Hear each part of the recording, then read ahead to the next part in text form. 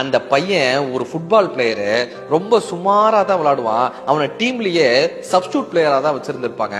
ஒரு வாரமா அவன் எந்த மேட்சுக்குமே வரவே இல்லை. திடீர்னு ஒரு வாரம் கழிச்சு வந்து கோச் கிட்ட கெஞ்சுறான், இந்த மேட்ச் மட்டும் என்ன மெயின் பிளேயரா இறக்கி விடுங்க, இந்த மேட்ச் மட்டும் நான் இறங்கி விளையாடுறேன்னு ரொம்ப கெஞ்சுறான். அன்னைக்குன்னு பார்த்து ஒரு பிளேயரும் வரல, அதனால கோச் அவனை மெயின் டீம்ல இறக்கி விடுறாரு. எல்லாரும் ஆச்சரியப்படுற வகையில அவன் கால்ல இருந்து பந்த மத்தவங்களால வாங்கவே முடியல. எதிரணியினர்லாம் ஆச்சரியப்பட்டு போறாங்க. அன்னைக்கு அவன் 7 கோல் கண்டினியூஸா 7 கோல் அடிச்சு man of the match award வாங்குறான்.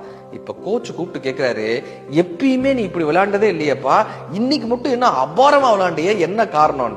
அவன் சிரிச்சுக்கிட்டே சொல்றான், எப்ப நான் வந்து மேட்ச் விளையாட வந்தாலும் எங்க அப்பா என் கூடயே வருவாரு. எங்க அப்பா என் கூடயே வருவாரு. எங்க அப்பாவுக்கு கண்ணு தெரியாது, அவருக்கு தான் பார்வை இல்லையேன்னு நான் ரொம்ப சுமாரா தான் விளையாடுவேன். எங்க அப்பா ஒரு ஃபுட்பால் பிளேயரு, அதனாலதான் என்னையும் ஒரு ஃபுட்பால் பிளேயர் அவர் பார்க்கணும்னு ஆசைப்பட்டாரு. நான் அவருக்கு பார்வை இல்லைன்னு சுமாரா விளையாடுவேன்.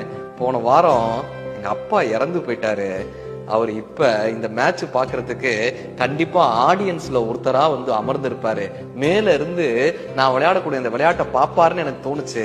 அதனால எங்க அப்பா சந்தோஷப்படுற அளவுல 7 கோல் அடிச்சு அத்தனை பேரும் கை தட்டுற போது எங்க அப்பாவினுடைய ஆத்மா சாந்தி அடைஞ்சிரும்ல, அதுக்காக தாங்க இந்த மேட்சை போய் விளையாண்டேன்டாராம். மகன் தந்தை காற்றும் உதவி, இவன் தந்தை என்னோற்றான் கொள் என்னும் சொல்.